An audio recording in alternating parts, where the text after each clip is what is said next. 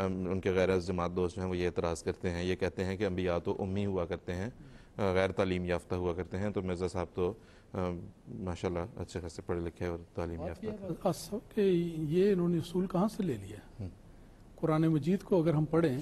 تو وہاں تو ہمیں یہ نظر آتا ہے کہ النبی الامی ہمارے آقا و مولا حضرت محمد مصطفیٰ صلی اللہ علیہ وسلم کا ایک خاص نام اور ان کا ایک لقب بیان کیا گیا ہے، یعنی یہ شان سب سے اعلیٰ نبی اکرم صلی اللہ علیہ وسلم ہی میں پائی جاتی ہے کہ آپ نے دنیاوی تعلیم حاصل نہیں کی، لیکن آپ کو ہر تعلیم اللہ تعالیٰ نے عطا کی، جیسا خود اللہ تعالیٰ قرآن مجید میں فرماتا ہے علم الانسان ما لم یعلم، کہ یہ انسان کامل تھا لیکن اس کو جو بھی تعلیم دینے والی تھی وہ ہم نے خود اس کو سکھائی۔ تو یہ کمال اور فضیلت نبی اکرم صلی اللہ علیہ وسلم کی ہے، باقی انبیاء کو اس کے ساتھ کہاں انہوں نے شریک کر دیا۔ یہ کرنے سے تو نعوذ باللہ حضرت صلی اللہ علیہ وسلم کے اس امتیاز پر ایک حرف آتا ہے کہ ایک نبی جس کو اللہ تعالیٰ نے خود بیان فرمایا کہ وہ الامی نبی ہے، تو باقی انبیاء کو اس کے ساتھ اشتراک کیوں دے دیا گیا؟ جبکہ ہم دیکھتے ہیں کہ باقی انبیاء کے لیے یہ ایسی بات نہیں ہے، ہر نبی دنیا میں جو آتا ہے آخر کچھ نہ کچھ تو دوسروں سے سیکھتا ہے۔ ہر نبی بحیثیت انسان جب بچے کے طور پہ دنیا میں آتا ہے تو کیا وہ زبان اپنے ماں باپ سے نہیں سیکھتا اور اس کے علاوہ ابتدائی تعلیم دوسروں سے سیکھ سکتا ہے؟ حدیث میں آتا ہے بخاری میں کہ حضرت اسماعیل علیہ السلام نے بھی جرم قبیلے سے عربی سیکھی، تو اگر انہوں نے وہاں پہ سیکھی ہے عربی اور اس کا ذکر آتا ہے تو اس کا مطلب ہے کہ انہوں نے بھی تعلیم حاصل کی۔ تو دوسرے انبیاء کے لیے تعلیم حاصل کرنا ہرگز کوئی عیب کی بات نہیں یا ان کی کثر شان نہیں کہ انہوں نے کیوں علم حاصل کیا۔ اصل وہاں پر بھی یہ سوال پیدا ہوتا ہے کہ ایک ہوتی ہے دنیا کی تعلیم، ابتدائی تعلیم، بالکل بنیادی علم حاصل کرنا۔ اصل انبیاء کے لیے باعث فضیلت بات یہ ہوتی ہے کہ انہوں نے دینی اور روحانی تعلیم کہاں سے حاصل کی اور علوم اور معارف کہاں سے حاصل کیے۔ یہ وہ علوم ہیں جو اللہ تعالیٰ ہر نبی کو اپنے فضل سے سکھاتا ہے۔ یہ علم حضرت مسیح موعود علیہ السلام کو بھی اللہ تعالیٰ نے دیا، عربی زبان کا بھی علم دیا، حقائق و معارف کا بھی علم دیا، اور ہرگز کوئی شخص یہ ثابت نہیں کر سکتا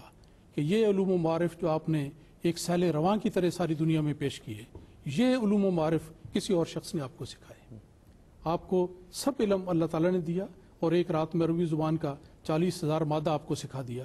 آپ نے کبھی تقریر عربی زبان میں نہیں فرمائی تھی، آپ کو اللہ تعالیٰ نے فرمایا کہ تم تقریر کو تمہیں طاقت دی جائے گی، اور اگلے دن آپ نے جب عید الاضحیٰ کا خطبہ ارشاد فرمایا تو وہ ایک خطبہ الہامیہ تھا، اللہ تعالیٰ کے علم سے آپ پر القاء ہوا اور آپ نے بیان کیا، اور ایسا زبردست ہے جو عربی زبان کا شاہکار ہے۔ تو آپ کو بھی اللہ تعالیٰ نے علوم و معارف آپ کو عطا فرمائے، اور یہ جو ابتدائی تعلیمات ہیں چھوٹی موٹی معمولی پڑھنا لکھنا، یہ تو ایک معمولی بات ہے، اگر انہوں نے سیکھ لی تو یہ نہ ان کے منصب کے خلاف ہے نہ کسی اور نبی کے منصب کے خلاف ہے۔ اسی طرح حضرت عیسیٰ علیہ السلام کے بارے میں آتا ہے کہ وہ مدرسوں میں پڑھتے تھے دین، یہ بائبل میں لکھا ہوا ہے، انجیل میں لکھا ہوا ہے، اور حضرت مسیح علیہ السلام کے معارف کا جو امام صاحب نے فرمایا وہ تو ایسے معارف ہیں کہ جو امت میں دوسروں نے پیش ہی نہیں کیے، اور اتنے زبردست ہیں کہ ان کے مولوی وہ حضرت مسیح علیہ السلام کے معارف اپنے نام پہ چوری کر کے اپنی کتابوں میں چھاپتے ہیں اور حضرت مسیح علیہ السلام کا ذکر ہی نہیں کرتے۔ مثلا ان کی ایک مولوی کی کتاب، بہت شاید اشرف علی تھانوی کی کتاب تھی، مجھے اس وقت سے طرح یاد نہیں، اس نے فلسفہ نماز، فلسفہ حرکات نماز یا اوقات نماز اس نے حضرت مسیح علیہ السلام سے سارا لے کے لکھا، اور ایک ایک لفظ لکھا ہے اور ذکر کوئی نہیں کیا۔ بالکل، ابھی وہ بلکہ مولانا دوست محمد شاہد صاحب مرحوم مغفور، انہوں نے کتاب لکھی 20ویں صدی کا علمی شاہکار، اس میں تو انہوں نے بے تحاشا ایسے حوالہ جات اکٹھے کیے جو لوگوں نے تفسیر کبیر میں سے حضرت مسلم رضی اللہ تعالیٰ عنہ کی، حضرت مسیح علیہ السلام کی تفاسیر میں، تحریرات میں سے پورے کے پورے اقتباسات اٹھا کے چھاپ دیے، اور ہمارے مخالفین نے، کٹر مخالفین نے اٹھا کے چھاپے اور کہیں ذکر نہیں کیا۔ یہاں تک کہ وہ جو نظم ہے ایک نہ ایک دن پیش ہوگا تو خدا کے سامنے، وہ کسی نے پورے ٹائٹل پیج پہ چھاپی، اور آخر پہ اس پہ تحریف یہ کی کہ جہاں ہے کہ حضرت مسیح علیہ السلام نے فرمایا نا کہ قدر کیا راستی کے سامنے کب جھوٹ پھلتا ہے بھلا، قدر کیا پتھر کی لالے بے بہا کے سامنے، تو تحریف کرنے والے نے اس میں یہ کیا کہ راستی کے سامنے کب جھوٹ پھلتا ہے ندیم، قدر کیا پتھر کی لالے بے بہا کے سامنے، ایک لفظ تبدیل وہاں پہ اپنا تخلص ہے، باقی تمام وہی حضرت اقدس مسیح علیہ السلام کا کلام اٹھا کے۔ تو مخالفت اتنی کٹر اور اتنی شدید قسم کی کرنی۔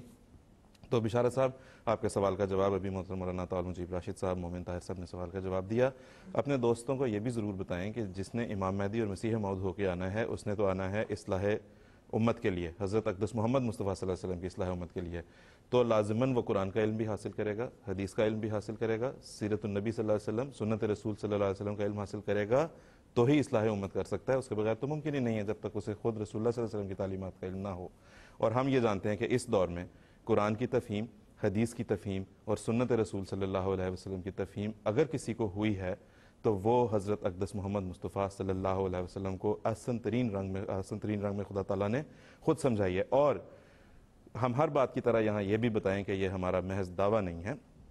آپ ہماری ویب سائٹ پہ جائیں، حضرت اقدس مسیح موعود علیہ السلام کی تحریرات کو پڑھیں، آپ کا دل خود اس بات کی گواہی دے گا کہ جو بات یہاں پہ کی گئی یہ محض دعویٰ نہیں بلکہ قرآن اور حدیث اور سنت رسول صلی اللہ علیہ وسلم کی اس دور میں سب سے بہترین تفہیم اگر کسی کو ہوئی ہے تو وہ حضرت مرزا غلام احمد صاحب قادیانی علیہ السلام کو ہوئی ہے.